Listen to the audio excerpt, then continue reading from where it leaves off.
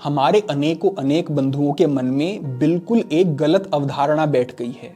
वो सोचते हैं कि वीर्य के वेग को नहीं रोकना चाहिए। हम भी कहते हैं कि वेग को ना रोकें, लेकिन वो समझते ही नहीं हैं कि वेग क्या है और वीर्य का वेग होता क्या है। वो ये नहीं समझते हैं और सोचते हैं कि जब हमें काम सताता है, हमारे मन में बहुत वासना बढ़ती है, तो ये वीर्य का वेग है और इसे नहीं रोकना चाहिए, ऐसा वो सोचते हैं और वो गलत क्रियाओं में संलग्न हो जाते हैं, जो कि बिल्कुल गलत है। आप वेग को ठीक तरीके से समझें। क्या क्या वेग होते हैं, कितने प्रकार के होते हैं, इस विषय को आप ठीक से समझ लेंगे तो आपको स्पष्टता होगी। देखिए, वेग 3 प्रकार के होते हैं। पहले होते हैं स्वाभाविक वेग, दूसरे होते हैं सामान्य वेग और तीसरे होते हैं अस्वाभाविक वेग। स्वाभाविक वेग वो होते हैं जिनको रोकना नहीं चाहिए, रोका जा नहीं सकता है, और रोकेंगे तो शरीर का बेड़ा गर्क हो जाएगा। जिस तरीके से आपका यूरिन का वेग है, दिन में कई बार आएगा ही, रोकेंगे तो हानि होगी, रोकना नहीं है, यूरिन का वेग। दूसरे स्थान पर दीर्घ शंका, स्टूल का वेग। आपको वेग आता है तो आपको फ्रेश होना है, होना ही पड़ेगा। अगर नहीं होंगे तो आपको कॉन्स्टिपेशन की समस्या और कई तरीके के शरीर में गंदगी बढ़ने से बहुत सारे रोग हो सकते हैं। तो ये स्वाभाविक वेग है। दूसरे स्थान पर जो वेग आता है वो होता है सामान्य वेग। ये वेग ऐसे होते हैं जो कभी कभार आते हैं तो बिल्कुल ठीक है, लेकिन अगर ये वेग रोज आने लगे, अधिक आने लगे, तो आपको इनके पीछे का कारण ढूंढना पड़ता है और उस कारण को समाप्त करना होता है। कारण को समाप्त कर देते हैं तो वेग शांत हो जाते हैं। जिस तरीके से बहुत छींक आ रही हैं, तो आप अपने आप ही देखेंगे कि मुझे जुकाम हो गया है, मुझे सर्दी लग गई है, या जो भी कुछ कारण है उसके पीछे का कारण आप ढूंढेंगे और उसका निदान जब करेंगे तो धीरे धीरे जो वेग आ रहा है वो आना बंद हो जाएगा। ये सामान्य वेग हैं। कभी कभार आते हैं तो ठीक, लेकिन अगर बढ़ते हैं तो कुछ समस्या है। इसी तरीके से अगर बहुत उबासी आती है, जबाई बहुत अधिक अगर आपको आती है, तो आपको लगेगा कि या तो मेरी नींद ठीक से पूरी नहीं हो रही है, मेरे शरीर में तमोगुण बढ़ रहा है, आलस्य बढ़ रहा है, या फिर ऑक्सीजन की कमी है शरीर में, मुझे प्राणायाम आदि करना चाहिए। तो ऐसी स्थिति में जब इन चीज़ों पर आप ध्यान देंगे, नींद को बेहतर करेंगे, तो जो बहुत उबासी आती है वो आनी बंद हो जाएगी। ये सामान्य वेग है, यानी कि किसी कारण की वजह से ये बढ़ते हैं, कारण को समाप्त करने से ये वेग भी शांत हो जाते हैं। तीसरे स्थान पर होते हैं अस्वाभाविक वेग। ये वेग अपने आप नहीं आते हैं, इनको आप पैदा करते हैं, और इनको अगर आप रोकते हैं तो हानि है, लेकिन अगर इनके कारण को, जिस कारण से ये पैदा हो रहे हैं, उनको नहीं हटाते हैं तो आपको बड़ी क्षति हो सकती है। इसको मैं थोड़ा गहराई से समझाता हूं। वीर्य का वेग क्या है?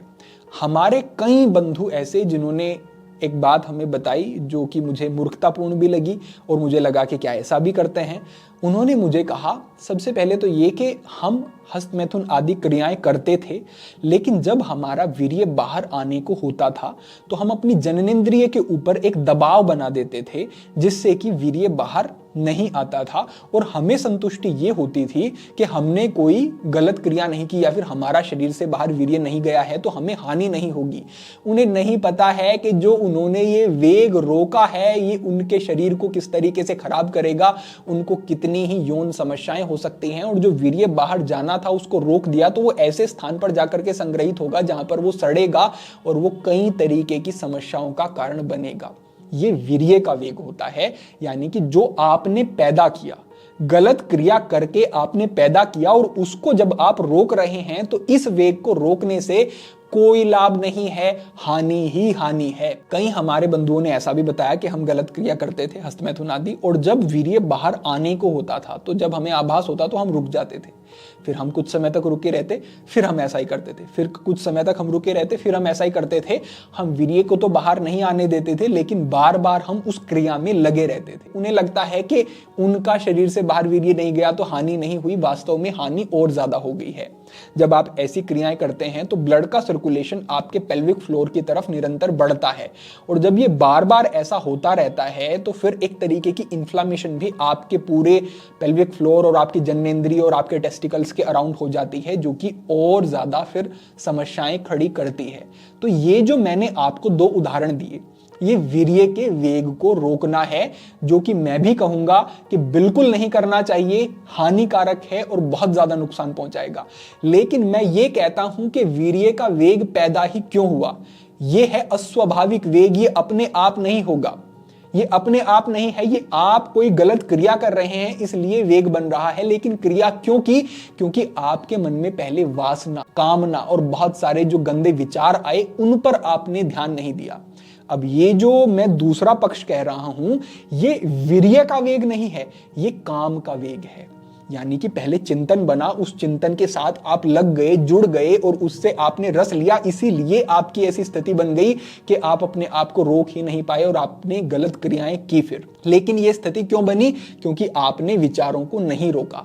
मेरे कहने का अर्थ यह है कि वीर्य के वेग को नहीं रोकना है, लेकिन जो काम का वेग है वो वीर्य के वेग से अलग है, जो कि पहले आता है, जो मूल में है, उसको रोकना है। जब ये गलत विचार आए, जब ऐसी स्थितियां बने, वहां पर ध्यान देना है और उसको रोकना ही है।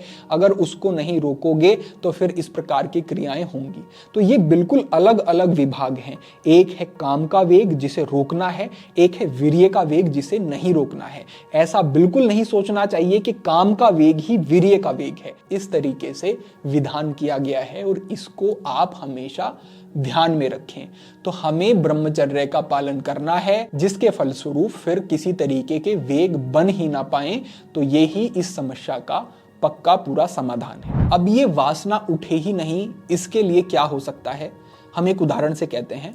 हम बैठे हुए थे, हमारा एक शिष्य फूलों में, हरियाली में और वृक्षों में पानी दे रहा था। पानी की आपूर्ति हो जाती है और जल की जरूरत नहीं थी। तो वो करता क्या है कि बहुत ज्यादा जब जल भर गया तो उसे रोकने के लिए पाइप को आगे से मोड़ देता है। मैंने कहा कि अगर इस तरीके से पाइप को मोड़ोगे तो मोटर के ऊपर बहुत अधिक दबाव पड़ेगा, मोटर खराब हो सकता है। तो तुम एक काम करो, जो मोटर बंद करने का स्थान था वो थोड़ी दूरी पर था, तुम इस पानी को यहीं पर पाइप को छोड़ दो और पानी को दूसरे स्थान पर खोल दो जहां पर पानी की आवश्यकता है। फिर आराम से जाकर के उस मोटर को बंद कर देना। जहां पर पानी की आपूर्ति हो गई थी वहां पर वो पानी को बंद कर देता है और दूसरे स्थान पर जहां पानी अभी दिया जा सकता था थोड़ा बहुत, वहां पर पानी को खोल देता है और फिर आराम से जाकर के मोटर को बंद कर देता है। इससे आप ये समझें कि जब आपका मन बहुत अस्थिर है और वासना का वेग बहुत अधिक बार बार बढ़ता है, तो आपको करना यह है, दूसरे स्थान पर जिस तरीके से हमने पाइप को खोल दिया, जल को खोल दिया, जब तक हमने मोटर को बंद किया, इसी तरीके से जब तक आपका मन सद ना जाए और आपको वासना की तरफ प्रेरित करना बंद ना कर दे, तब तक आप अपनी ऊर्जा को किसी दूसरे स्थान पर लगा दो। इसी तरीके से ऊर्जा के प्रवाह को कहीं और खोल दोगे तो आपके पास समय होगा कि आप अपने मन पर कार्य करके उस मन पर अंकुश लगा लें, मन को साध लें, ध्यान के माध्यम से, परमात्मा के नाम के माध्यम से, विवेक के माध्यम से। लेकिन तब तक के लिए ऊर्जा को कहीं और खोल दो। कहीं और कहां खोला जा सकता है? जो कि सरल है, जैसे कि शारीरिक अभ्यास में। शारीरिक अभ्यास में बहुत अधिक कुछ करना नहीं है, आज से आप शुरू कर सकते हैं। ऊर्जा का प्रवाह आपका शरीर पे लगना शुरू हो जाएगा। अपनी पढ़ाई में हम ये नहीं कह रहे हैं कि बहुत एकदम से साधनाओं में प्रवीण हो जाओगे, लेकिन पढ़ाई में तो लगा सकते हो। बड़े लक्ष्य निर्धारित करो जीवन में, उनको प्राप्त करने के लिए निरंतर कार्य करो, पुरुषार्थ करो। इस तरीके की चीजों में जब आप अपनी ऊर्जा को लगाओगे तो आपके पास एक समय होगा कि आप अपने मन को दिशा दे सकें साधना के माध्यम से। फिर जो हमने तरीके कई बार आपको बताए हैं, परमात्मा का नाम, ध्यान, योग, प्राणायाम आदि, उन साधनों से मन को शांत करो और तब तक अपनी ऊर्जा को दिशा दे करके जहां पर वो काम की तरफ प्रवाहित हो रही है वहां से हटा करके अपने लक्ष्यों और अपने शारीरिक सौष्ठव को बेहतर करने के लिए प्रयोग करना शुरू करो।